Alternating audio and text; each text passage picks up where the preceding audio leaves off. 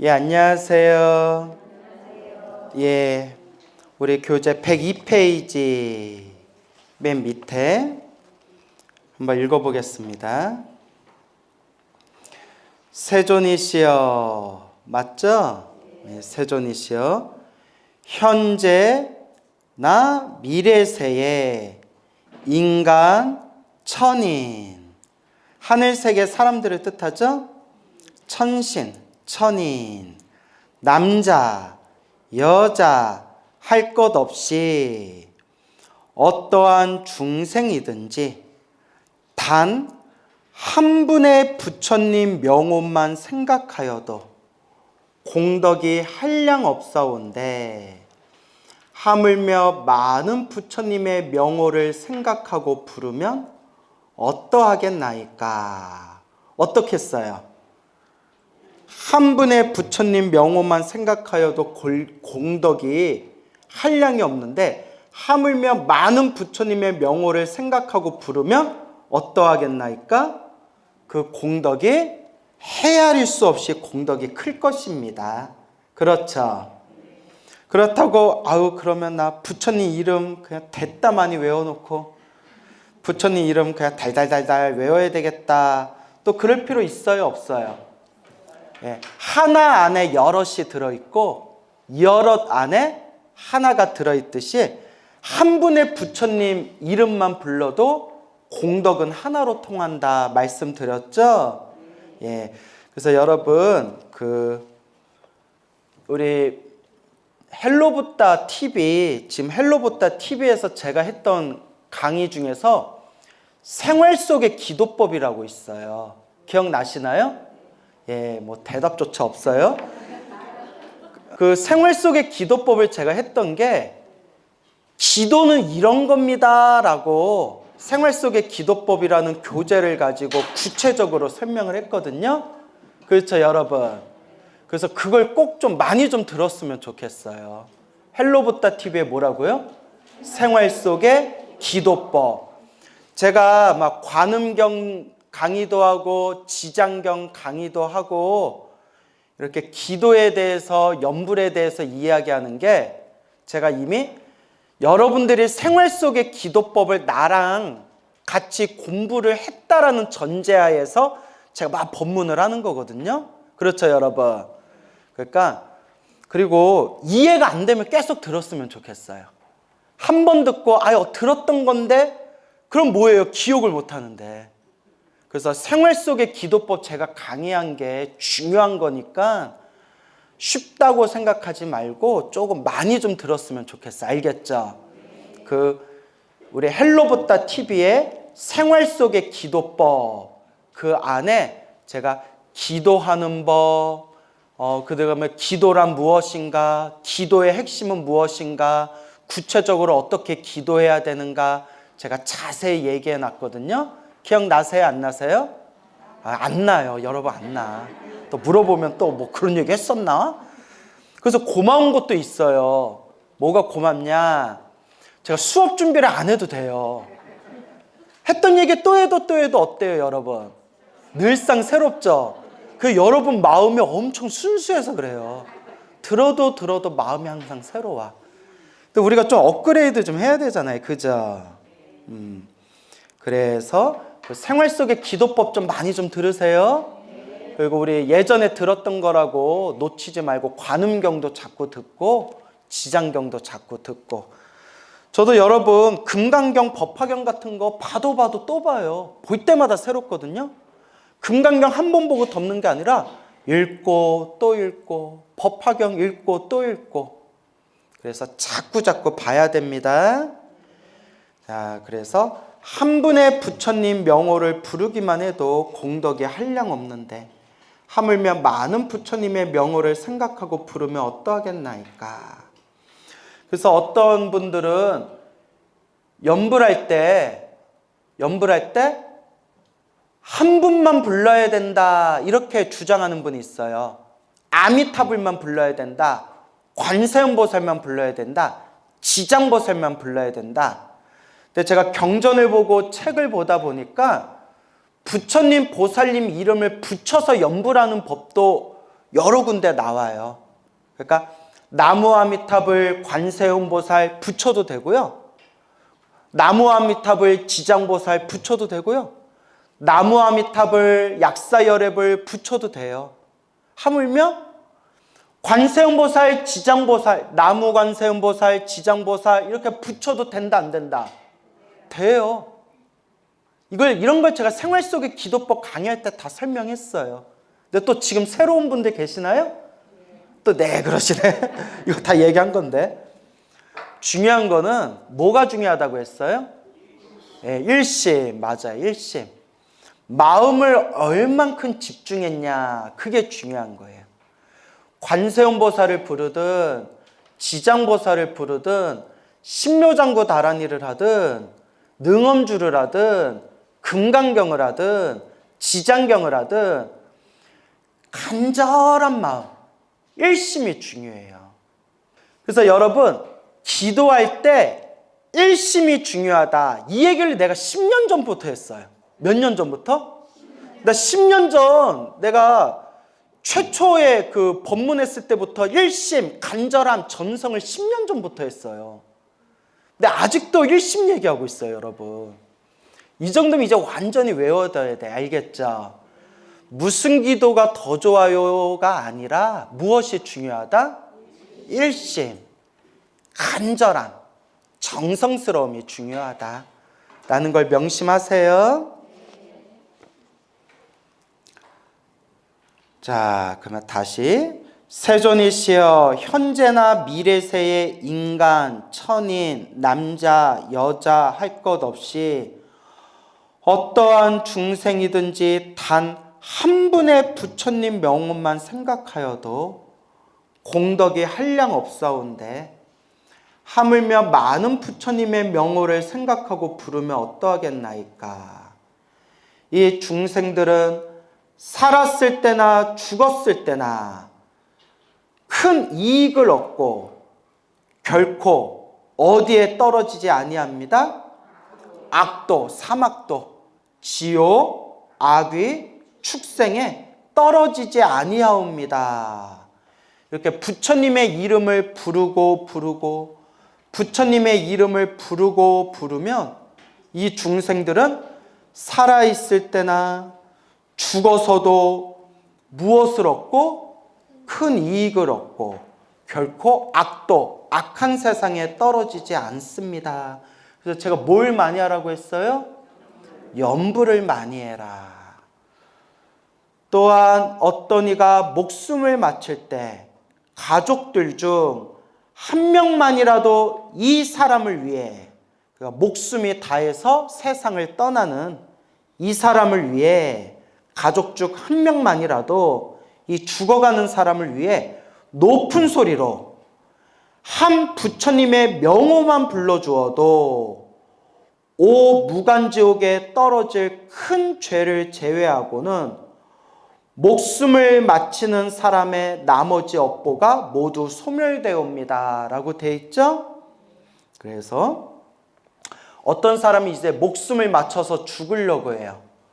목숨을 맞춰서 죽으려고 할 때 귀에다가 염불을 해주면, 귀에 또박또박 들리게 큰 목소리로 염불을 해주면 그 죽어가는 사람이 그 염불 소리를 들었을 때 모든 업이 다 사라지고 악도에서 벗어나서 좋은 곳으로 태어날 수가 있다는 거예요. 근데 여기 지장경에 보면 오 무간지옥에서 떨어질 큰 죄를 제외하고는 라고 돼 있죠. 오 무간지옥 앞에서 배웠죠? 무간지옥에 떨어지는 5가지 큰 죄요. 오역죄 다 배우셨죠? 아버지를 죽이거나 어머니를 죽이거나 아라한을 죽이거나 부처님 몸에 피를 내게 하거나 승가, 스님들의 화합된 모임인 승가를 무너뜨리거나, 이걸 오역죄라고 해요. 무슨 죄? 이 오역죄는 무간지옥에 떨어지는 무시무시한 죄업이래요. 그런데 우리 인생 살다 보면 아버지 죽일 일 있어요, 없어요? 없죠. 어머니 죽일 일 있어요, 없어요? 없죠. 아라한 죽일 일 있어요, 없어요? 없죠. 부처님 몸에 피를 낼 일이 있어요, 없어요? 없죠. 그런데 다섯 번째, 승가를 분열시키는 일은 있을까요, 없을까요? 있을 수 있어요. 여러분들이 막 스님들 욕하고 절에서 공부하는 사찰에 막 이간질을 시켜서 막 회방을 놓고 이런 것들이 자칫하면 승가를 분열시키는 무간지옥에 떨어질 업으로 발전할 수가 있어요. 알겠죠? 그래서 어떡해 나 저번에 나 기도스님 뒤에서 욕했는데 어떡해. 스님 욕하면 돼요, 안 돼요? 되긴 하는데 나쁜 업보를 받겠죠. 스님을 욕한 것까지는 무간지옥이 아니, 알겠죠? 승가를 분열시킨 건 아닌데 그런 일들이 반복하다 보면 스님들의 모임을 무너뜨리고 분열시키는 오역죄까지 발전될 수가 있다는 거예요. 무슨 말인지 알겠죠? 그렇기 때문에 우리가 항상 나쁜 업을 짓지 않도록 노력해야 돼. 뭐 해야 된다? 나쁜 업을 짓지 않도록 노력해야 돼요. 근데 우리 불자님들 보면, 근데 이게 불자님만 그런 게 아니라 중생들이 다 그래요. 솔직히 말하면 스님들도 그래요. 스님들도 다 그런데 나나 여러분이나 우리 절에 열심히 다니는 불자님들이나 아직 번뇌망상이 강해서, 뭐가 강해서? 번뇌망상이 강해서 절에서도 막 승질 부리는 분들이 있어요. 절에서도 막 승빨 부리고, 막 절에서도 막 삿대질하고 욕하고, 절에서도 막 깽판 치는 분들이 있어요. 절에 수십 년을 다녔는데도. 여러분들도 본 적 있죠? 갑자기 분위기가 또 숙연해져요? 그러니까 그렇기 때문에 내가 절에 다니면서 맨날 스님들한테 나쁜 업을 짓지 말아라, 선업을 지어라, 마음을 잘 써라, 맨날 법문 들어도 잘 돼요, 안 돼요? 안 돼요. 근데 내가 신도님들한테도 뭐라고 말을 못할 것 같아. 왜냐하면 나도 막 승질날 때가 있어요. 승질나가지고 저거 그냥 진짜 인과 업보만 없으면, 뭐만 없으면? 인과 업보만 없으면 저 인간 모가지 비틀어서 땅에다 묻어버리고 싶다 막 이럴 정도로 정말 화딱지 날 때가 있어요. 그 말로 안 통하는 애들 있죠. 그래서 또 싸우면 돼요, 안 돼요? 또 저 싸움 못 하거든요. 네. 그래서 이제 뭐 싸울 일도 없지만, 그래서 우리가 이렇게 번뇌망상이 강하기 때문에 마음을 잘 써야지 하는 걸 알면서도 마음을 잘 쓸 때가 있다 없다. 마음을 잘 못 쓸 때가 많아요. 그래서 자꾸 닦는 수밖에 없지만, 그래도 자꾸 내 자신한테 자기암시 세뇌시켜야 돼요. 뭐 해야 된다? 세뇌시켜야 돼. 뭐라고 세뇌시키냐?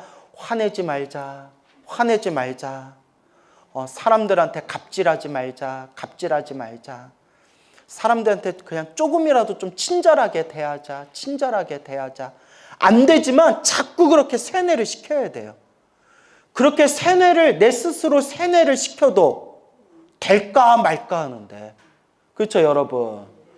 그래서 가만히 큰 절에 있다 보면 큰 절에서도 하도 신도들이 많다 보니까 성질이 별난 분들이 많아요. 그런 분들 보면 저렇게 절에 오래 다녀도 저렇게 성질이 저렇게 못됐을까? 근데 이게 꼭 신도님만 그런 게 아니라 우리 스님들도 그래요. 저렇게 평생 중노릇 했는데도 왜 저렇게 마음 쓰는 게 저럴까? 그래서 저나 여러분이나 아직 닦는 과정이라서 그래. 뭐 하는 과정? 닦는 과정. 근데 꾸준히 닦다 보면 우리도 나중에 무슨 보살처럼 될 수 있다? 지장보살처럼 우리도 될 수가 있는 거예요. 여러분들도 미래 세상에 언젠가는 꾸준히 수행만 하면 지장보살처럼 될 수가 있어요. 될런가 모르겠다. 갑갑하네요. 근데 부처님이 된댔어요. 알겠죠? 그러니까 뭐 해야 된다? 꾸준히 닦아야 된다. 그래서 여기에 보면 오역죄, 무간지옥에 떨어질 큰 죄를 제외하고는 목숨을 마치는 사람의 나머지 업보가 모두 소멸되옵니다 라고 돼 있죠. 근데 여러분 정토삼부경에 보면 무슨 경? 정토삼부경에 따라서 아미타경, 무량수경, 관무량수경, 이걸 정토삼부경이라고 하는데, 관, 무량수경이라는 경전에 보면 대놓고 오역죄를 저지른 중생도, 무슨 죄를 저지른 중생도? 이 오역죄를 저지른 중생도 진심으로 간절하게 아미타 부처님의 이름을 부르면 오역죄를 저질러서 무간지옥에 떨어져야 할 중생도 극락세계에 태어날 수 있대요. 누구를 부르면? 아미타부를 부르면. 이거 제 얘기가 아니에요. 어느 경에 나온다고요? 관무량수경에. 그러니까 여러분 생각해 보세요.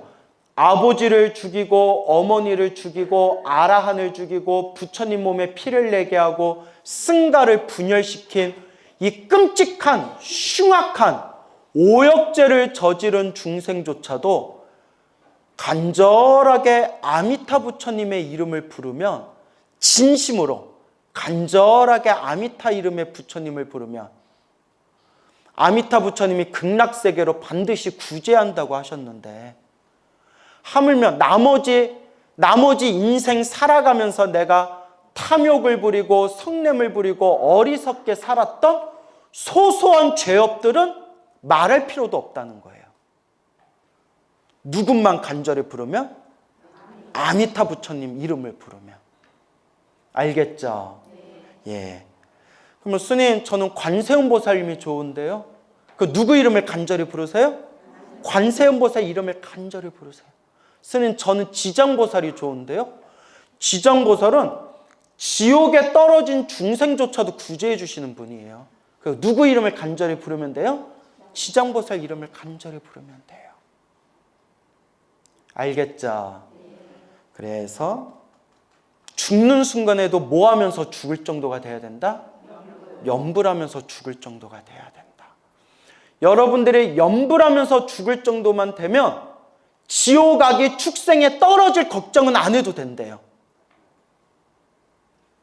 어디에 떨어질 걱정을 안 해도 된다? 지옥 악이 축생에 떨어질 걱정을 안 해도 된대요. 세상에 이렇게 남는 장사가 어디 있어요? 뭐만 하면 돼요? 염불만 하면 돼요. 근데 막 이렇게 설명을 했는데 또 갑자기 그러면 스님 무슨 염불하면 돼요? 이러면 나 또 미치고 팔짝 뛰는 거예요. 그래서 저는 이제 나무 아미탑을 염불을 많이 하고 있고, 여러분들 또 여러분들이 좋은 염불을 하시면 돼요. 티베트 사람들은 무슨 염불을 많이 할까요? 맞아요. 옴마니 밤매요. 그래서 염불이라고 안 하고 주력, 진언이라고 하죠. 만트라. 옴마니 밤매움 이래요. 옴마니 밤매움. 옴마니 밤매움 하면 어머니 생각이 나요. 어머니 밤매움. 네. 맨날 엄마 밥 메고 있고. 자, 우쩍한 얘기고, 죽으면서도 염불할 정도로 우리가 간곡하게 간절하게 염불해야 된다. 근데 여러분들이 자꾸 까먹고 잊어먹으니까 제가 또 해드리는 거예요. 워낙 중요해서. 이미 전에 여러 번 얘기했지만, 스님 죽을 때 염불을 못하고 죽으면 어떻게 되나요? 그럴 수도 있죠. 인생 살다 보면 갑자기 염불 못하고 죽을 수도 있잖아요. 그래서 제가 예전에 여러 번 설명드렸어요. 근데 아주 중요한 거기 때문에 또 설명드리는 거예요. 평소에 동쪽으로 기울어진 나무는 마지막에 쓰러질 때 어느 쪽으로 쓰러지고? 동쪽으로 쓰러지고. 서쪽으로 기울어진 나무는 어느 쪽으로 쓰러지고? 서쪽으로 쓰러지듯이 여러분들이 마지막에 염불하면서 죽지 못해도, 염불하면서 죽지는 않아도 살아생전에 평소에 꾸준히 염불해서 어떤 발언을 세웠냐에 따라서 그쪽으로 흘러가는 거예요. 나무가 어느 쪽으로 쓰러지냐에 따라서. 그러니까 나무 아미탑을 극락왕생, 제가 죽으며 오직 극락세계에 태어나기를 발언합니다. 내 마음이 자꾸 그쪽으로 기울어져 있으면 갑자기 죽어도 동쪽으로 기울어진 나무가 동쪽으로 쓰러지듯이 내가 어디로 가게 될까요? 극락세계로 가게 되는 거고, 부처님 저는 다음 세상에 인간으로 태어나서 일찍 머리 깎고 출가해서 열심히 공부해서 큰 스님 되겠습니다 라고 평소에 발언했던 사람은 죽으면서 염불은 못했다 하더라도 숨 끊어지는 순간에 내 마음이 기울어진 곳으로 그쪽으로 흘러간다는 거예요. 알겠죠? 부처님, 저는 다음 세상에 지금처럼 여자 몸을 받되 예쁘고 돈 많고 좋은 집안에 좋은 가문의 여자로 태어나서 남편 잘 만나서 애 낳고 평생 행복한 여자로 살다가 죽겠습니다. 이렇게 이제 발언을 하고 기도를 한 사람은 죽을 때 염불을 하고 죽지 못했다 하더라도 내가 평소에 발언했던 그 에너지로 흘러간다는 거예요. 알겠죠? 그러니까 지금 염불하고 지금 원을 세워야 돼요. 하지만 제 입장에서는 다음 세상 인간으로 태어나는 것보다 하늘세계 태어나는 것보다 어디 태어나는 게 최고다? 극락세계 태어나는 게 최고예요. 인간으로 태어나도 생로병사에서 벗어날 수가 없고 사람으로 태어나도 좋은 인연, 나쁜 인연 결국 만날 수밖에 없고 하늘세계에 태어났다 하더라도 복을 다 쓰면 또 떨어질 수밖에 없어요. 근데 극락세계에 태어나면 반드시 무엇을 보장받게 된다? 성불을 보장받게 된다. 그래서 무슨 대학교라고 했어요? 성불대학교다. 그래서 항상 발언을 잘 세워야 돼. 알겠죠? 발언을 잘 세워야 돼요. 여러분, 이거 제가 한 15년 전? 15년 전에 들었던 얘기예요. 조금 내용이 이상할 수가 있는데 그냥 공부 차원에서 진지하게 들어주세요. 어느 청년불자가 있었는데 이 청년불자가 그냥 반 농담 삼아서 한 얘기일 수도 있어요. 반 농담 삼아서. 자기가 여자친구를 한 번도 제대로 못 사귀어 봤대요. 그래서 여자친구도 못 사귀어 보고 연애도 제대로 못 해봐서 자기는 다음 세상에 태어나서 직업을 구한다면, 그러니까 만약에 걔가 그냥 농담 삼아서 한 얘기일 수도 있지만, 그러니까 공부 삼아서 들으세요. 다음 세상에 야동 배우로 태어나고 싶대요. 야동이라고 아세요? 우리 노보살님들? 야한 동영상에서 그 에로 비디오 있잖아요. 그 에로 비디오 뭐 그런 야시시한 남자 배우로 살고 싶대요. 그래서 야동 배우로 막 수많은 이쁜 여자들하고 막 관계를 맺으면서 그렇게 이번 생 못다한 한을 풀면서 살고 싶대요. 그러면 한번 따르르 웃고 넘어갈 수도 있지만 제가 정색을 하고 얘기해 줬어요. 왜냐면 스님이고 걔가 불자기 때문에. 불자가 아니면 이런 얘기 안 했을 거예요. 근데 불자기 때문에. 법우님, 한 생각 일으킨 그 생각이 다음 생을 결정지을 수 있다. 얼마든지 다음 생에 위해서 내가 복을 짓고 공덕을 닦으면서 더 크고 좋은 발언을 세울 수가 있는데, 나는 이번 생에 여자도 제대로 못 사귀어보고 내가 이게 한이 맺혔으니 다음 생에 난 야동 배우로 태어나서 이쁜 여자들하고 평생 관계 맺으면서 나는 돈 벌면서 여자하고 잠자리하고 돈 벌면서 살고 싶다. 그런 생각으로 이번 생 살아가게 되고 그것이 내 무의식에 저장이 되면 다음 생 다시 사람 몸을 받았을 때 정말 무엇의 길로 갈 수가 있다? 야동 배우의 길로 갈 수가 있는데, 불교적인 관점에서 보면 그런 야동 배우로 살아가는 직업이 선업이 될 수가 없다. 뭔 얘기인지 알죠? 너무나 음란한 짓을 많이 했기 때문에 직업에는 귀천이 없지만 불교적인 관점에서 보면 좋은 업을 짓는 직업은 아니라는 거예요. 오히려 평생을 음란한 짓을 하면서 살아왔기 때문에 오히려 나쁜 업이 될 수도 있다는 거예요. 뭔 얘기인지 알겠죠? 그런데 그러면 다음 세상에 그렇게 음란한 짓을 직업으로 삼아서 좋지 못한 업을 많이 짓게 되었을 때 다다음 생은 어떻게 되겠어요? 다다음 생 복 많은 몸으로 태어나겠어요? 복 없는 몸으로 태어나겠어요?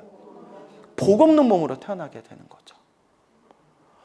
아니 절에 다녀서 법문 들었다는 불자가 왜 그런 생각을 내냐. 차라리 똑같이 발언을 한다면 차라리 예를 들어서 부처님 이번 생 기도를 열심히 하고 복을 많이 지어서 다음 세상에 잘생기고 멋지고 좋은 직장, 좋은 직업을 가진 남자로 태어나서 아름다운 여인을 부인으로 맞아서 좋은 가정을 꾸리면서 화목하고 아름답게 다음 생에 살고 싶습니다, 부처님. 차라리 이렇게 발언하든가, 그죠? 물론 스님이 내 입장에서는 그것도 더덥고 무상한 거지만 정 발언을 하려면 차라리 좋은 아내를 맞이해서 화목한 가정으로 살아가겠습니다 라고 발언을 세우든가. 무슨 말인지 알겠습니까? 그러니까 이게 한 끗 차이라는 거예요. 한 끗 차이. 그래서 제가 그렇게 얘기를 하니까 그러니까 그 청년 불자가 그래서 애가 착해가지고 스님 명심하겠습니다 했는데 제 말뜻을 잘 이해했는지 모르겠어요. 여러분들은 이해하셨죠? 동쪽으로 기울어진 나무가 어디로 쓰러지듯이 동쪽으로 쓰러지듯이 여러분들이 절에 다니면서 기도하면서 여러분들이 품고 있는 그 마음의 에너지 따라서 다음 생 몸을 받는다는 거예요. 그래서 명심하세요. 무엇을 잘 세워라? 따라해보세요.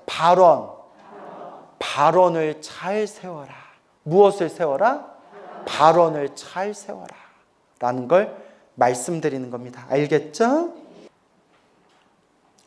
자, 그래서 무간지옥에 떨어질 큰 죄를 제외하고는 목숨을 마치는 사람의 나머지 업보가 모두 소멸되옵니다 라고 되어 있죠?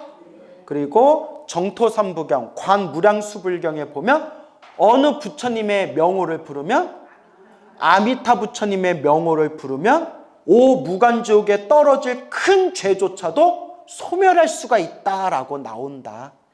알겠죠? 그래서 이제 선생님 그러면 저는 관세음보살 연불 하는데요, 지장보살 연불 하는데요 하는 분들은 관세음보살, 지장보살 연불 하면 돼요. 그런데 선생님 저 그 나무 아미타불도 연불하고 싶어요 하면 붙여서 하면 돼요. 관세음보살 연불하다가 마지막에는 나무 아미타불 관세음보살, 나무 아미타불 관세음보살, 나무 아미타불 관세음보살 이렇게 마무리하시면 되고, 지장보살 연불하시는 분들은 지장보살 기도 마칠 때 나무 아미타불 지장보살, 나무 아미타불 지장보살, 나무 아미타불 지장보살 하면서 마무리하시면 돼요. 그 다음에 죽을 때도 어떻게 죽으면 돼요? 나무 아미타불 관세음보살 부르든가 나무 아미타불 지장보살 부르면서 연불하면서 죽으면 돼요. 죽으라니까 또 이상하네. 그렇게 이제 연불하시면 돼요. 알겠죠? 네. 그래서 누구를 부르든 간절한 마음이 중요해요. 그리고 분명히 부처님이 말씀하셨지만 연불하면서 죽으면 절대 어디에는 안 떨어진다? 지옥아기 축생, 악도에는 안 떨어진다. 그리고 정토삼부경, 아미타경, 무량수경, 관무량수경에서는 간절하게 아미타불 연불하면서 극락세계 태어나기를 발언하면 반드시 죽은 뒤에 어디에 태어날 수 있다? 극락세계 태어날 수 있다라고 분명히 경전에서 말씀하셨다. 알겠죠? 그러니까 우리 뭐 하면서 죽읍시다? 연불하면서 죽읍시다. 그리고 무간의 대죄는 무간지옥에 떨어질 오역죄. 무슨 죄? 오역죄. 그래서 줄여서 무간의 대죄는, 큰 죄는 무거워요, 가벼워요? 무겁죠. 지극히 무거워서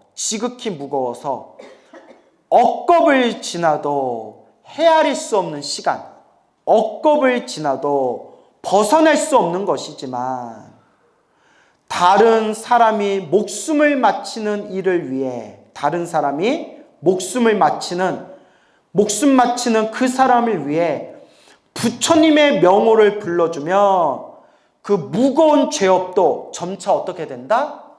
점점 소멸될 것입니다. 그러니까 뭐 하는 수밖에 없어요? 그러니까 염불하는 수밖에 없어요. 스님, 불교란 무엇입니까? 그러면 전 딱 드릴 말이 하나밖에 없어요. 염불하세요. 뭐 하세요? 염불하세요. 염불하고 법문 듣고 염불하는 것밖에 없어요. 염불하세요. 하물며 그 중생이 스스로 부르고 생각하면 어떠하겠나이까? 이게 중요한 거예요. 다른 사람이 옆에서 염불해 주어도 그 무거운 죄업이 점차 소멸되는데 하물며 그 중생이 스스로 염불한다면, 스스로 부르고 스스로 생각하고 스스로 염불한다면 그 공덕이 어떠하겠나이까? 크겠어요? 작겠어요? 크겠죠. 다른 사람이 죽어가는 나를 위해서 염불해주는 그 소리를 듣기만 해도 이렇게 공덕이 크다는데 스스로 염불할 수 있다면 공덕이 얼마나 크겠느냐. 그러니까 뭐 하는 수밖에 없다? 염불하는 수밖에 없다. 하물며 그 중생이 스스로 부르고 생각하며 어떠하겠나이까? 한량없는 죄가 소멸되고 한량없는 복을 얻게 됩니다. 한량없는, 헤아릴 수 없는 죄업이 소멸하고 한량없는, 헤아릴 수 없는 복을 얻게 됩니다. 무엇을 하면? 염불을 하며. 그래서 늘 염불해라. 그러면 이제 사람들이 또 항상 똑같은 질문을 던져요. 스님, 이렇게 염불을 하고 했는데도 왜 이렇게 효험이 없을까요? 왜 그래도 이렇게 힘들고 괴롭고 답답한 일들이 자꾸 생길까요? 그것도 누가 지은 업이다? 내가 지은 업이다. 그래서 여러분 꼭 명심하세요. 염불하고 기도하면 효험이 있다 없다? 분명히 있는데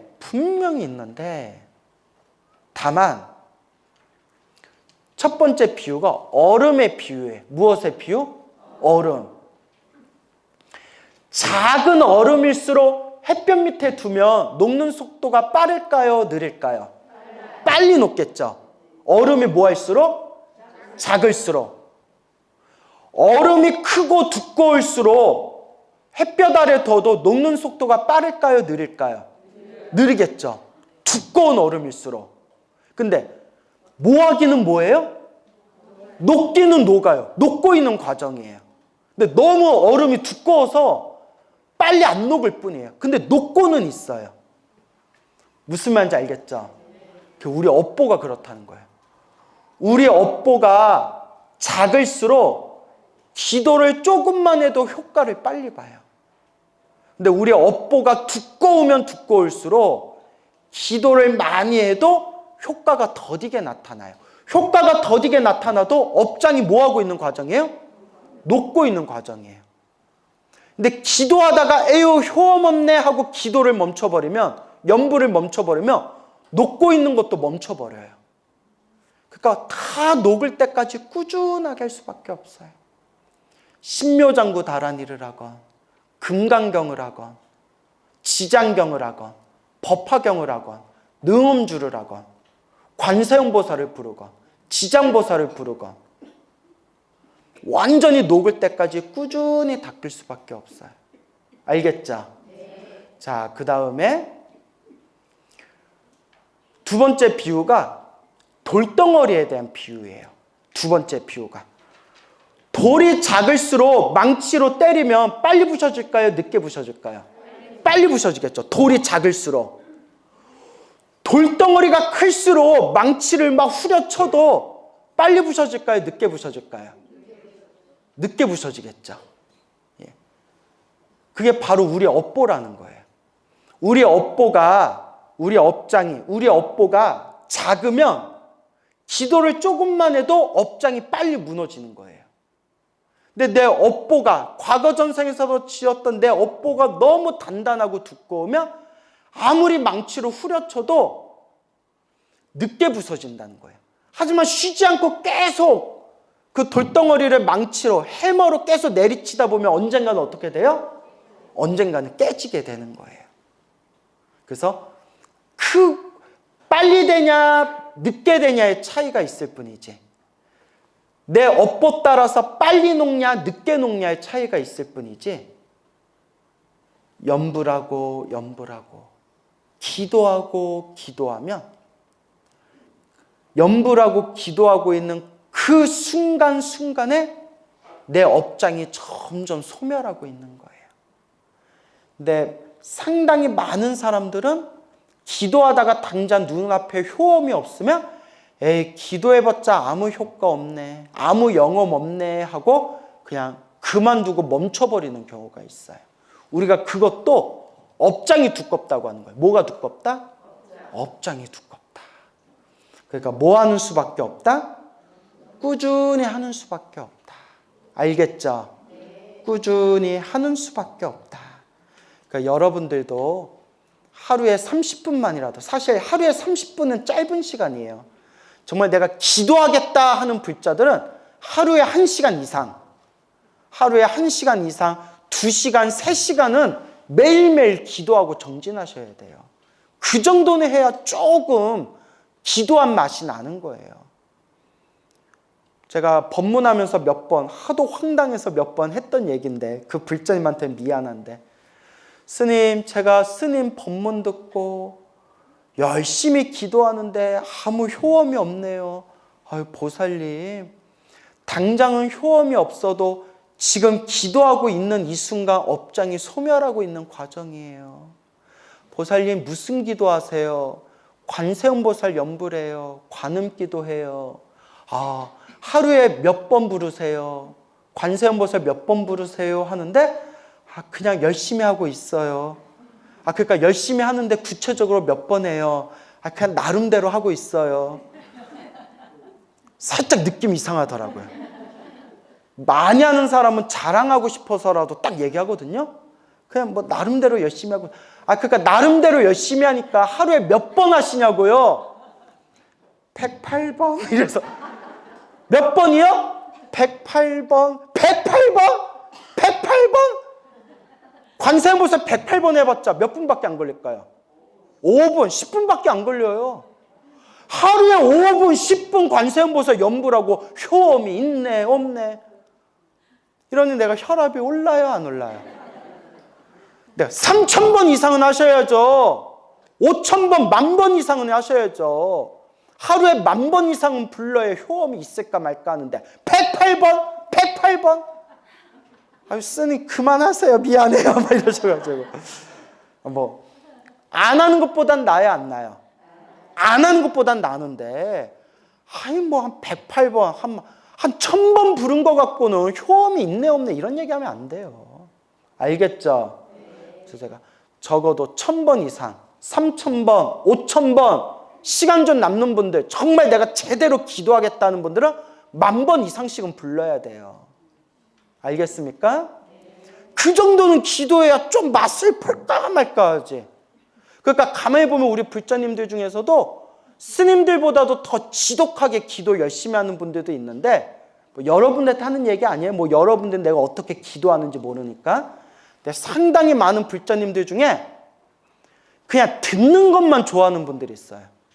그냥 듣는 것만 좋아하고 집에 가면 기도도 안 하고 그냥 놀다가 그냥 법문 듣고 강의 듣는 것만 좋아하는 분들이 있어요. 안 듣는 것보단 나아요, 안 나요? 안 듣는 것보단 100번 낫죠. 또 이런 얘기하면 그러면 그냥 듣기만 하면 되겠구나. 근데 그거 갖고 내 업을 못 바꿔요. 정말 내 업을 바꿀 정도로 간절하게 염불도 하고 기도도 하고 좀 그래야 돼요. 알겠죠? 그러니까 귀로만 듣지 말고. 여러분들 기도 열심히 하시죠? 목소리가 또 왜 이러나. 자, 그래서 반드시 법문 듣는 건 기본이고, 들었으면 뭐 해야 된다? 좀 닦아야 된다.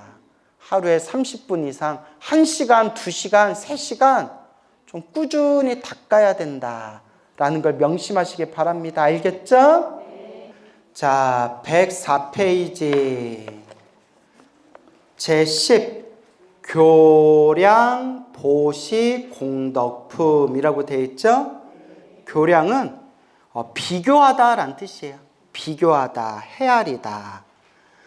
보시의 공덕을 헤아리다. 보시의 공덕을 헤아리다. 그러니까 우리가 똑같이 보시에도 그 보시의 공덕이 저마다 다르대요. 저마다 다르대요. 그래서 이런 내용이 나와요. 이 지장경에 나온 내용이 아니라 뭐 아함경 같은 다른 경전에 보면 어떤 평생 동안 수행자들에게 평생 동안 어마어마한 재산을 보시했던 어떤 사람이 죽어서 하늘색에 태어났대요. 당연히 보시공덕을 많이 지어서 하늘색에 태어났겠죠. 하늘색에 태어났는데 저기에 자기보다 더 아름답고 뛰어나고 자기보다 더 환한 빛이 광명이 뿜어져 나오는 천신을 만나게 돼요. 그래서 너무 놀래가지고 아니 나는 인간으로 있을 때 평생 동안 수행자들에게 보시공덕을 올렸는데 저 사람은 나보다 얼마나 더 많이 보시공덕을 지었기에 얼마나 더 큰 복을 지었기에 나보다도 더 저렇게 광명이 환할까. 그래서 그 광명이 환한 천신에게 가서 물어봤어요.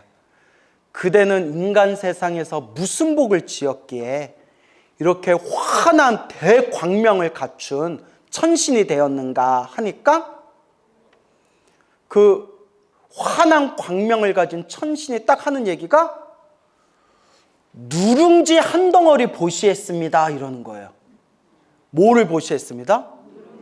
누룽지 한 덩어리를 보시했습니다. 뭐? 그러니까 짜증이 이빠이 난 거예요. 자기는 평생 동안 먹고 싶은 거, 놀고 싶은 거 다 그냥 줄여가면서 수행자들에게 평생 어마어마한 재산을 보시했는데 저 천신은 누룽지 한 덩어리 보시했는데 자기보다도 훨씬 더 빛이, 광명이 훨씬 더 큰 거예요. 너무 속상해가지고 그 하늘 세계를 다스리는 신들의 왕 제석천한테 가서 물어봤대요. 이게 어떻게 된 겁니까?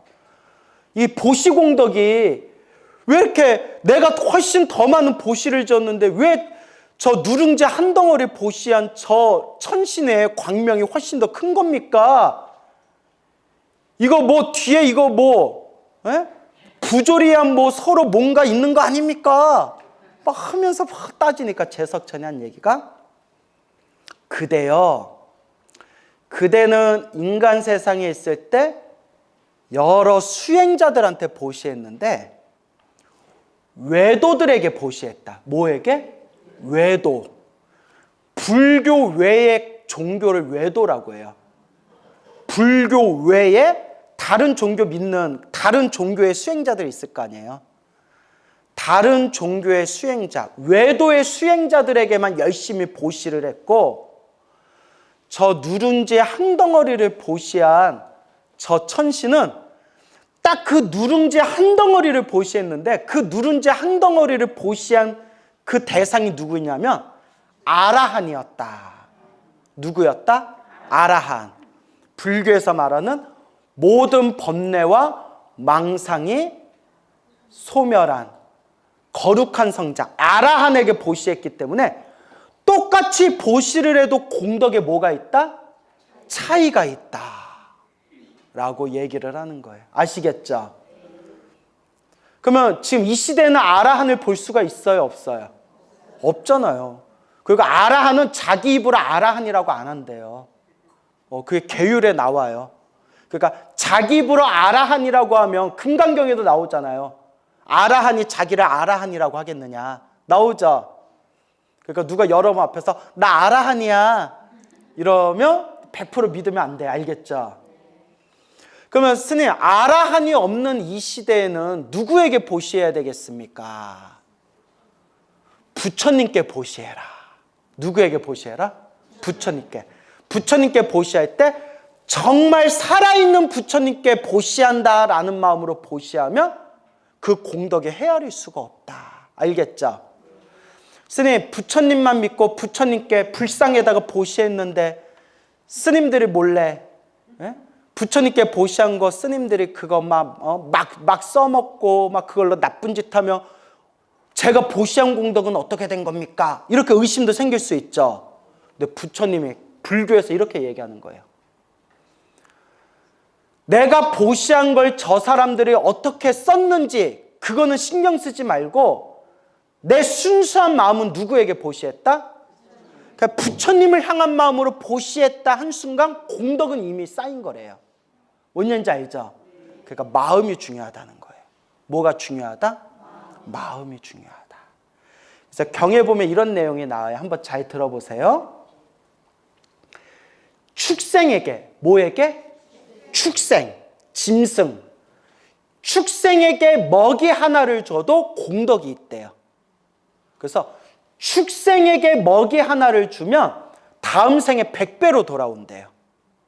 알겠죠? 누구에게 보시한 공덕도 축생에게 보시한 공덕도 크다는 거예요. 그래서 축생에게 보시한 공덕보다는 사람에게 보시한 공덕이 훨씬 크대요. 사람 중에서도 착한 사람에게 보시한 공덕이 크대요. 착한 사람들 중에서도 계율을 지키는 사람에게 보시한 공덕이 크대요. 계율을 지키는 사람 중에서도 수행을 하는 사람에게 보시한 공덕이 크대요. 이해가 가나요? 그냥 수행하는 사람 중에서도 수다원에게 보시한 공덕이 크대요. 수다원에게 보시한 것보다 누구에게 보시한 거? 사다함에게 보시하는 공덕이 크대요. 사다함에게 보시한 것보다 누구에게 보시하는 거? 아나함에게 보시하는 게 크대요. 아나함에게 보시하는 것보다 누구에게 보시하는 게 커요? 아라한에게 보시하는 공덕이 제일 크대요. 그래서 금강경에 나오잖아요. 사다함, 아나함, 수다원, 사다함, 아나함, 아라한. 아시죠? 예. 아라한에게 보시하는 공덕이 가장 크기 때문에 따라서 응공. 아라한을 응공이라고 불러요. 응공이 응당히, 마땅히 공양받을 만한 분. 그래서 아라한에게 공양하는 공덕이 엄청 커요. 그러니까 여러분 나한전에 가서 공양 올리는 게 공덕이 큰 거예요. 아라한에게 공양 올리는 것보다 훨씬 큰 공덕이 뭘까요? 부처님께 공양 올리는 공덕이 가장 크대요. 알겠죠? 그래서 잘 따져볼게요. 축생에게 보시한 것보다 누구에게 보시하는 거? 사람에게 보시하는 거. 사람 중에서도 어떤 사람? 착한 사람. 착한 사람 중에서도 무엇을 잘 지키는? 계율을 잘 지키는. 사람은 착한데 계율을 안 지키는 사람도 있잖아요. 그러니까 착한 사람 중에서도 계율을 잘 지키는. 계율을 잘 지키는 사람 중에서도 뭐하는? 수행하는. 수행하는 사람 중에서도 누구? 수다원. 수다원보다는 사다함. 사다함보다는 아나함. 아나함보다는 아라한. 아라함보다는 부처님. 그리고 또 경전에 보면 이런 내용이 나와요. 자꾸 사람들이 부처님한테만 공양 올리니까 부처님이 이렇게 얘기하세요. 그대들이요, 부처에게 공양 올리는 것은 엄청나게 큰 공덕을 짓는 거다. 그런데 부처님 하나한테 공양을 올리는 게 아니라 따라오세요. 승가에 공양 올리면, 스님들의 모임인 승가에 차별 없는 마음으로 공양을 올리면 그 공덕이 가장 크다. 뭔 얘기인지 알겠죠? 그러면 부처님도 승가에 들어가시기 때문에 부처님도 승가의 모임이기 때문에 이런 내용이 나와요. 그 나중에 대승불교에 가면 이제 이런 얘기가 나와요. 이것저것 따지지 말고 지금 제가 설명한 거 싹 밀어버리고 차별 없는 마음으로 자비심으로 차별 없이 보시하는 공덕이 가장 큰 공덕이다. 그래서 무주상 보시라는 게 나와요. 알겠죠? 그래서 이런 내용이 이제 쫙 펼쳐지게 됩니다. 그래서 그럼 어디다 보시하라는 거야? 이러면 그래서 그렇게 공덕을 지으면 좋아요. 알겠죠? 자, 제가 지금 설명드린 건 뭐 아함경, 니까야 혹은 다른 경전에 나온 내용들 제가 정리해서 말씀드린 거고, 지장경에서 뭐라고 말씀했는지 한번 봅시다. 교량, 보시, 공덕품. 보시, 공덕을 헤아리다, 비교하다. 그러니까 여러분들도 다음 생, 다다음 생 사람으로 태어날 때마다 큰 부자로 태어나고 싶으면 무슨 공덕을 많이 지어야 돼요? 보시공덕.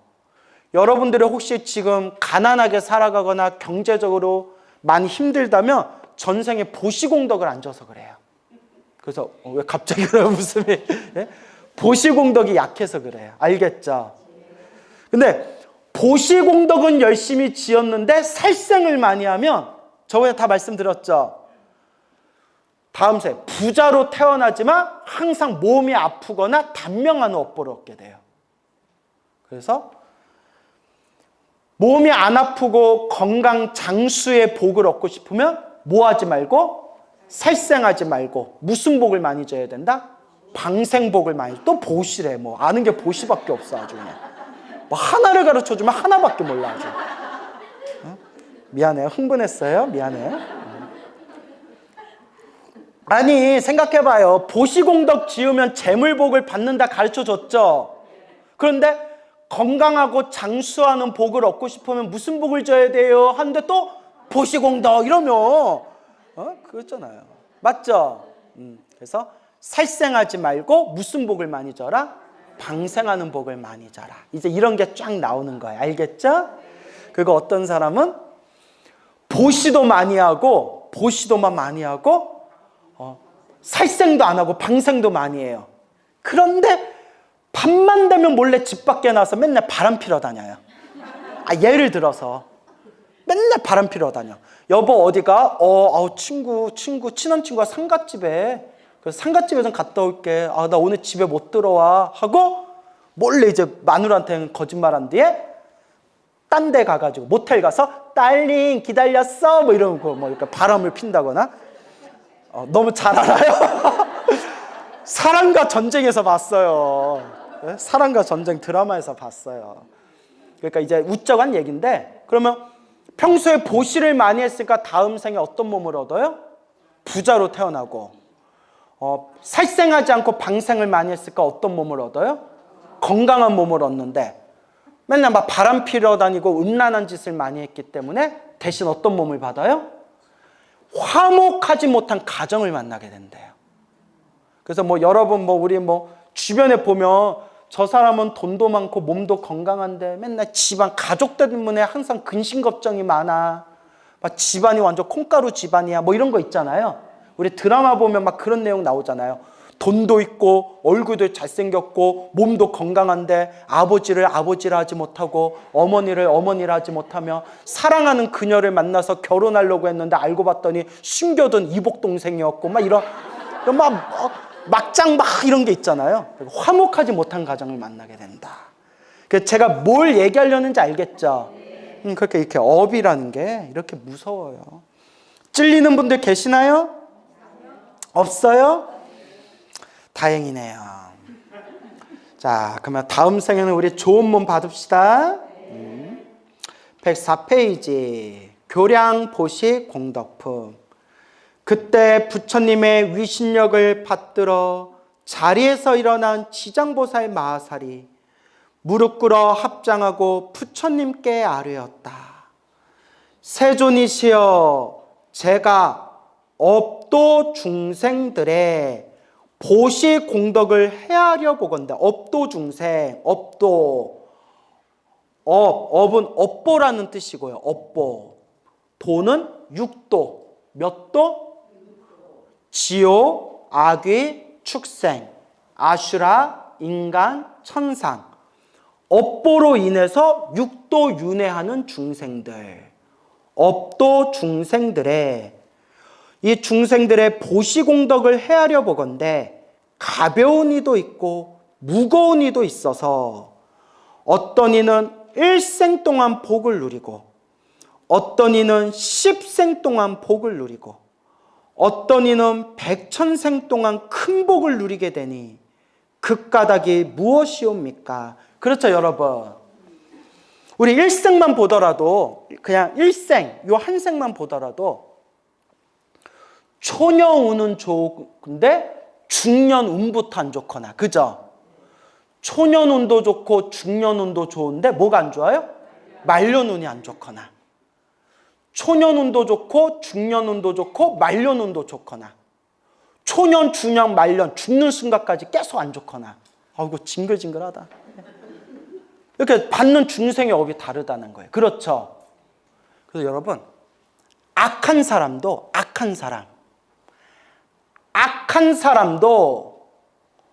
타고난 복에 의해서 빨리 무너지기도 하고 죽을 때까지 평생을 호의호식하면서 끝까지 잘 살다 죽는 경우도 있어요.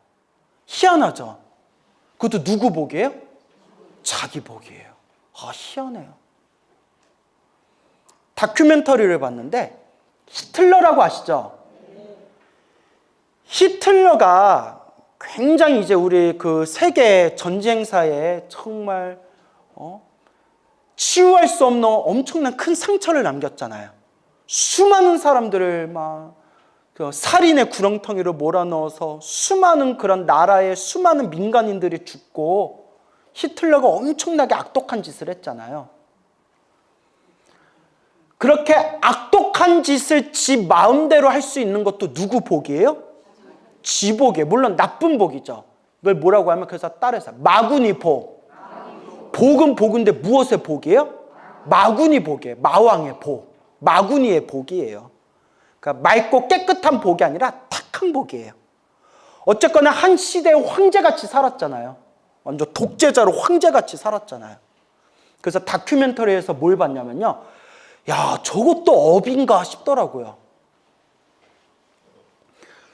수십 번이나 암살을 하려고 했는데 다 실패했대요. 수십 번이나 암살을 하려고 했는데 다 실패했는데 가장 충격적인 게 뭐였냐면 히틀러가 타고 있는 비행기에 시한폭탄을 설치했대요. 찰칵 시한폭탄. 그래서 비행기가 허공을 가다가 뻥 하고 터지게끔 시한폭탄을 설치했는데 터졌다 안 터졌다? 불발탄. 아니 그 시한폭탄을 설치하기 위해서 얼마나 많이 시험했겠어요. 그죠? 실험하고 만반의 준비를 해서 이번만큼은 히틀러가 최후를 맞이하겠구나 하고 최고의 수많은 정보 스파이들이 희생하면서 마지막에 그 비행기에다 히틀러를 들여 죽일 수 있는 시한폭탄을 비행기에다 딱 설치했는데 아무렇지도 않게 비행기가 날라서 공항에 딱 멈춰가지고 히틀러가 아무렇지도 않게 집으로 돌아간 거예요. 나중에 봤더니 시한폭탄이 뭐였어요? 불발탄이었어요. 그러니까 죽을 놈은 따로 있어. 희한하죠? 폭탄이 안 터졌대요. 그러니까 마군이 복, 마왕의 복이 너무 강해가지고 아직 뭐가 남아있어서? 복이 남아있어서. 그러니까 나쁜 놈이건 착한 놈이건 착한 놈 하면서 나쁜 놈이건 착한 사람이고 복 있는 사람은 못 이겨요. 그래서 히틀러를 수십 번이나 암살하려고 했더랬는데 암살을 실패했는데 결국 불교적으로 말하면 뭐가 다 하니까? 복이 다 하니까 복을 다 써버렸으니까 마지막에는 지하 벙커에서 권총으로 자살을 했잖아요. 자살하고 그 자살한 몸을 이렇게 기름을 뿌려가지고 불에 태워서 화장을 시켜버린 바람에 히틀러의 그 시신을 찾지를 못했대요. 불에 태워버려가지고. 그래서 한동안 음모론에 사실 히틀러는 살아있다. 몇십 년 동안 다른 나라에 숨어서 천수를 누리다가 죽었다라는 그런 믿거나 말거나 그렇게 음모론이 있어요. 근데 어쨌거나 역사적으로는 지하 벙커에서 권총으로 자살한 최후를 맞이하게 돼요. 그러니까 죽이려고 했대 못 죽이다가 죽을 때가 되니까 죽은 거예요. 참 희한하죠. 참 희한하죠. 그래서 결국 중생은 뭐대로 살아가는구나? 다 복대로 살아가는구나. 근데 마구니의 복은 단점이 뭐냐? 복은 복인데 무슨 복이라고 했어요? 마구니, 마왕의 복이죠. 마왕의 복이면 좋은 곳에 쓰는 복이에요? 나쁜 곳에 쓰는 복이에요? 나쁜 곳에 쓰는 복이잖아요. 이번 생에 마구니의 복으로 살았던 그 존재는 죽은 뒤에 어떻게 될까요? 그렇죠. 악도에 떨어지게 되는 거죠. 악도에 떨어져서 무서운 그 업보를 받게 되는 거죠. 그래서 여러분 이제 불자잖아요. 그죠? 불교 신자가 아닌 사람들한테 이런 얘기하면 잘 먹히지가 않아요. 인과 업보도 안 믿고 연기법도 안 믿고 윤회도 안 믿잖아요. 근데 여러분 이제 업의 세계를 믿잖아요. 믿어요? 안 믿어요? 믿잖아요. 업의 세계를 믿잖아요. 결국 업대로 사는 거예요. 업이 우리 등, 어깨 위에 올라와 있대요. 업이. 항상 업을 짊어지고 사는 거예요. 여러분 업 보여요? 안 보여요? 안 보여요? 아직 수준이 낮아서 그래요. 수준이 높아지면 업이 보여. 업 좀 보자. 어디 보자. 업이 우리 어깨 위에 있대요. 우리 등에 있대요. 그래서 우리가 애기 업을 때 뭐라고 하고 업어요? 어부바 이러잖아요. 어부바 하고 이제 등에다 이제 업덩어리처럼 짐을 딱 지잖아요. 그래서 결국 중생은 뭐대로 살아간다? 업대로 사는 거예요. 그러니까 여러분 이제 답은 나왔잖아요. 좋은 업을 지어야 돼요? 나쁜 업을 지어야 돼요? 자꾸 좋은 업을 지어야 돼요. 좋은 업 중에 최고의 공덕이 무슨 공덕이라고 했어요? 또 보시래. 하나를 가르쳐주면 하나밖에 몰라. 하나를 가르쳐주면 뒤에 있는 거 싹 다 까먹어 아주 그냥. 연불공덕이라고 그렇게 얘기했잖아요. 기억나요? 안 나요? 나 또 흥분하네. 나 이제 화 안 내려고 그랬는데. 나무아미타불. 공덕 중에 최고의 공덕은 연불공덕입니다 라는 거를 생활 속에 기도법 할 때도 얘기했고 관음경 할 때도 얘기했고 지장경 강의하면서도 목에서 피가 날 때 또 화를 내네. 나무아미타불. 자, 여러분 나 화 좀 그만 내게 해주시면 안 될까요? 공덕 중에 최고의 공덕이 무슨 공덕이라고 했어요? 연불공덕. 기억나요? 안 나요? 나는데 왜 그래요? 그래요.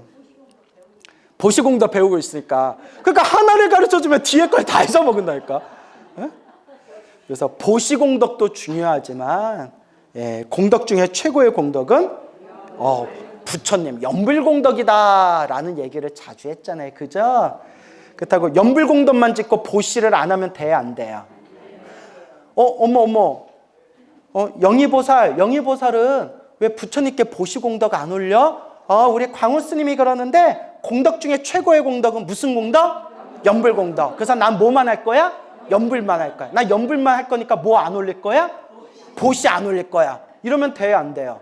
이걸 미치고 팔짝 뛴다고 하는 거예요. 공덕 중에 최고의 공덕은 연불공덕이지만 골고루 닦아야 된다. 뭐 해야 된다? 골고루 닦아야 된다. 자꾸 제 자랑해서 미안하지만 저도 보시 많이 한다고 했잖아요. 그죠? 저도 은근히 보시 많이 해요. 그래서 보시공덕, 보시의 공덕을 많이 지으면 태어날 때마다 풍요로움을 얻게 된다. 그래서 저는 막 돈 엄청 많이 벌고 막 부자인 사람들 하나도 부럽지가 않아요. 뭐대로 살아가니까? 자기 복대로 살아가니까. 그러니까 여러분들 다 잘 먹고 잘 살고 돈 많은 사람들 부러워할 수는 있지만 시기하거나 질투하면 안 돼요. 그 사람들도 결국 자기 뭐대로 사는 거예요? 복대로 사는 거예요. 부러워하는 거 괜찮아요. 나도 저렇게 살아보고 싶다. 부러워하는 거 괜찮지만 질투하고 시기하는 건 안 돼요. 질투하고 시기할 시간에 여러분들 차라리 뭘 하세요? 염불하고 기도하고 복을 지으세요. 알겠죠? 싹 다 자기 복대로 사는 거예요. 그렇다고 우리보다 가난한 사람을 막 깔보면서 아유 그러니까 전생에 복 좀 짓지 또 이러면 돼요? 안 돼요? 아 또 그러면 안 돼요? 내가 불안해서 그래. 하나를 가르쳐주면 하나밖에 몰라가지고 내가 불안해서 그래요. 괜히 지나가는 사람한테 뭐 이렇게 좀 힘들고 헐벗은 사람한테 에이구 전생에 복을 많이 짓지 퍽퍽하게 살아서 이딴 몸을 받지 이러면 옆에 친구가 너 불쌍한 사람들한테 말을 왜 그렇게 해? 광우쌤이 그렇게 가르쳐줬어. 근데 이럴까봐 내가 불안해서 그래요. 내 걱정이 느껴져요? 네. 그래서 나보다 힘들고 가난한 사람들한테는 차라리 베풀거나 이렇게 안타깝고 자비로운 마음을 가질지언정. 뭔 얘기인지 알죠? 마음을 잘 써야 된다. 아시겠죠? 세존이시여 제가 업도 중생들의 보시공덕을 헤아려 보건대 가벼운 이도 있고 무거운 이도 있어. 어떤 이는 일생 동안 복을 누리고 어떤 이는 십생 동안 복을 누리고 어떤 이는 백천생 동안 큰 복을 누리게 되니 그 까닭이 무엇입니까? 우리는 이미 답을 알죠. 다 누가 지은 업이다? 다 자기가 지은 업대로 살아간다. 바라옵건대 세존이시여 저를 위하여 말씀하여 주옵소서. 부처님께서 지장보살에게 이르셨다. 네, 여러분 지장보살이 지금 질문했죠. 누가 질문했어요? 지장보살이 몰라서 질문했겠어요?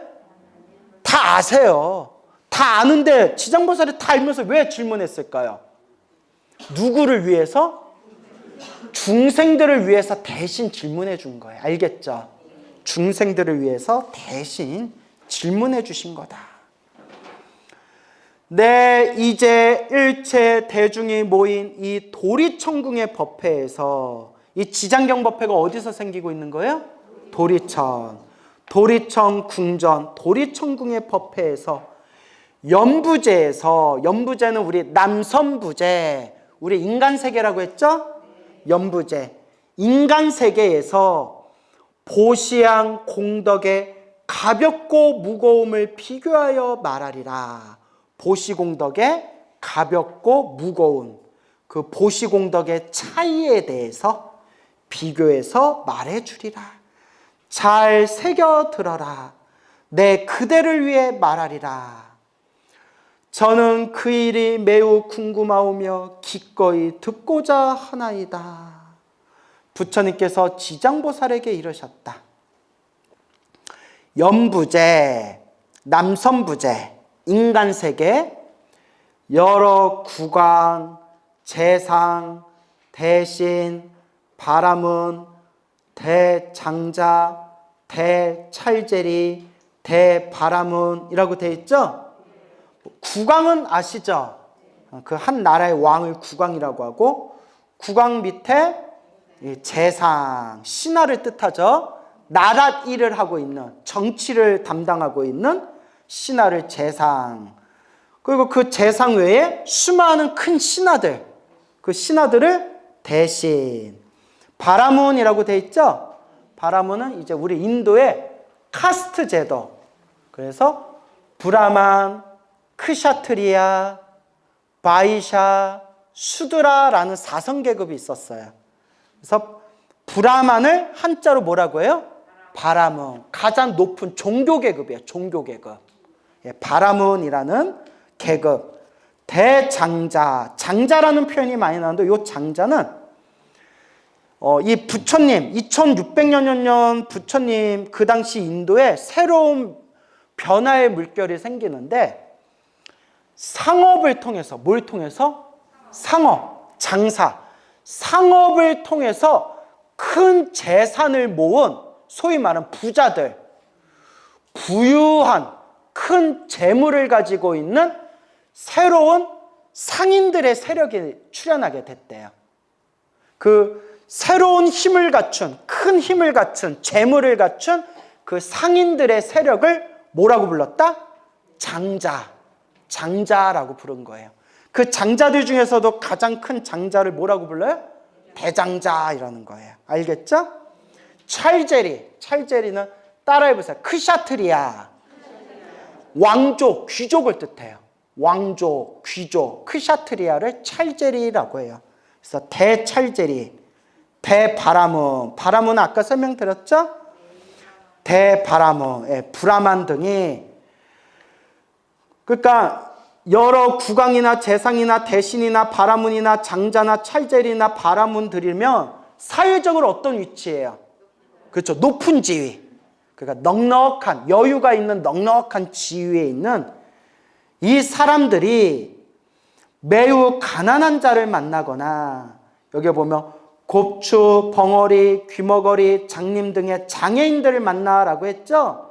지금은 우리는 지금 이 시대는 우리 이렇게 몸이 불편하신 장애인들도 다 평등하게 대해주지만, 옛날에는 이런 인권에 대한, 인간 권리, 인권에 대한 의식이 많이 약했기 때문에 가난한 자를 포함해서 이렇게 몸에 장애가 있는 사람들을 우리가 괄시하고 무시했잖아요. 그죠? 그 여러분 말 나온 김에 이게 부처님 경전에도 나오는데 업이 무서워요. 가난한 자를 무시하고 가난하다고 욕을 하고 가난한 사람들을 괴롭히면 내가 다음 생에 어떤 업을 받을까요? 가난한 업보를 받게 된대요. 그 예전에 제가 헬로부타 TV에서 업보 차별경이라고 강의했어요. 기억나세요? 하도 까마득해가지고 이제 그것도 꼭 좀 들었으면 좋겠어요. 업보 차별경 자세히 말했는데, 몸에 장애가 있는 장애인들을 괄시하거나 무시하거나 손가락질하거나 그러면 내가 어떤 업을 받게 된다? 내가 다음 상에 장애를 받는 몸을 받을 수가 있대요. 무섭죠? 그래서 항상 자비심을 가져라. 알겠죠? 네. 그래서 우리가 도와주지는 못할 망정 무시하면 된다, 안 된다? 네. 도와주지는 못할 망정 무시해서는 안 된다.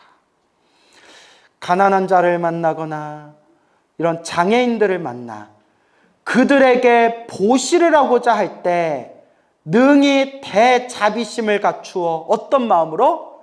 겸손한 마음으로 웃음을 머금고 손수 보시를 하거나, 이것도 근데 좀 이상해요. 보시하는데 무엇을 머금고?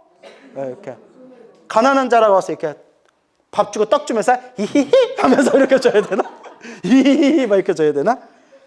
그러니까 따라해보세요. 무죄칠시, 재물 없이 보시하는 7째 방법 중에 하나가 얼굴을 편안하게 대해라. 뭔 얘기인지 알죠? 여러분 근데 맞아요. 똑같이 보시를 할 때 인상 팍팍 쓰고 보시하면 받는 사람이 어떡하겠어요? 체하잖아요. 내가 이 집에 괜히 왔나? 왜 집안에 우환이 있나? 우환천심환이라도 하나 사줘야 되나? 이왕 보시하는 거 어떻게 보시해라?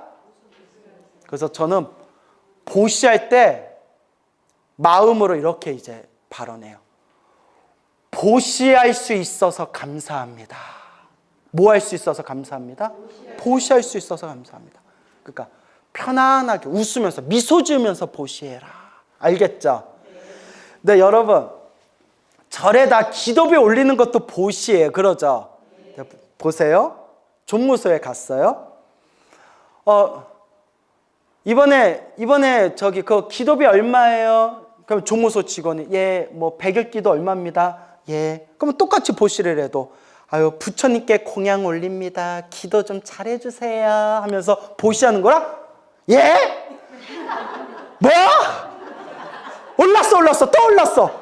하여튼 절도 돈 벌어먹으려고 아주 욕심이 많아가지고 또 올랐어 기도비. 아니 똑같이 보시해도 느낌이 어때요? 그러니까 똑같이 보시해도 입으로 까먹잖아요. 그 기도를 올리지를 말든가. 이왕 기도 올릴 거면 부처님께 공양 올립니다 라는 마음으로 기도를 올리라고요. 알겠죠? 그런 게 이제 중요해요. 알겠습니까? 찔리죠? 웃자간 얘기고. 대자비심을 갖추어 겸손한 마음으로 웃음을 머금고 손수 보시를 하거나, 사람을 시켜 보시를 하되 부드러운 말로 위로하면, 부드러운 말로 사람을 시켜 보시하면 이들이 얻는 복과 이익은 100항아, 항아는 겐지스강, 100 백개 겐지스강에 모래알 만큼 많은 부처님께 보시를 한 공덕과 같느니라. 그래서 내 주변에 있는 그런 힘들고 괴로운 사람들에게 자비심을 가지고 보시한다면 부처님께 보시한 공덕과 다르지 않다라는 그런 이야기가 되겠습니다. 알겠죠? 그래서 이게 대승불교의 정신이에요. 무슨 정신? 대승불교의 정신. 그래서 부처님, 불보살님은 모든 중생을 제도하기 위해서 세상에 출현하셨고, 내가 불보살님을 대신해서 힘들고 괴로운 사람들에게 보시하고 봉사한다면 누구에게 보시하고 누구에게 시봉하는 것과 같다? 불보살님에게, 부처님께 보시하고 시봉하는 것과 같다라는 대승 정신이 되겠습니다. 알겠죠? 오늘은 여기까지 하겠습니다, 여러분. 예.